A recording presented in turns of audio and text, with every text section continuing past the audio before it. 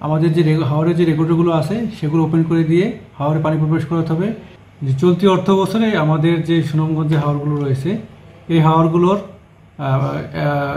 শতভাগ ফসল কাটা হয়ে গেছে মে মাসের প্রথম সপ্তাহে। এরপরে আমাদের যে হাওরগুলো আছে হাওরগুলোতে আসলে আমরা পানি পরিকল্পিতভাবে পানি ঢুকানোর জন্য চিন্তা করছি। ইতিমধ্যে আমাদের জেলা কমিটির দুর্যোগ ব্যবস্থাপনা কমিটির মিটিং হয়েছে এবং সেখানে সিদ্ধান্ত নেওয়া হয়েছে যে আমাদের যে হাওরের যে রেগুলেটরগুলো আছে সেগুলো ওপেন করে দিয়ে হাওরে পানি প্রবেশ করাতে হবে। পাশাপাশি অতিরিক্ত যদি পানি প্রবেশের প্রয়োজনীয়তা মনে করে সেক্ষেত্রে উপজেলা কমিটি তারা জনপ্রতিনিধির সাথে আলাপ করে বা নির্দিষ্ট স্থানে পরিকল্পিতভাবে তারা বিভিন্ন অংশ কেটে দেবে এবং এইভাবে কেটে দিয়ে তারা হাওরে পানি প্রবেশ করাবে। এতে হাওরে যেমন মাছ দ্রুত বৃদ্ধি পাবে, পাশাপাশি নতুন মাছ হাওরে প্রবেশ করবে এবং মাছের বংশ বৃদ্ধি হবে, আর যে আমাদের যে বন্যার প্রকোপ কমে যাবে। তো মূলত আমরা এই জন্যে হাওরে এখন পানিগুলো প্রবেশ করাচ্ছি।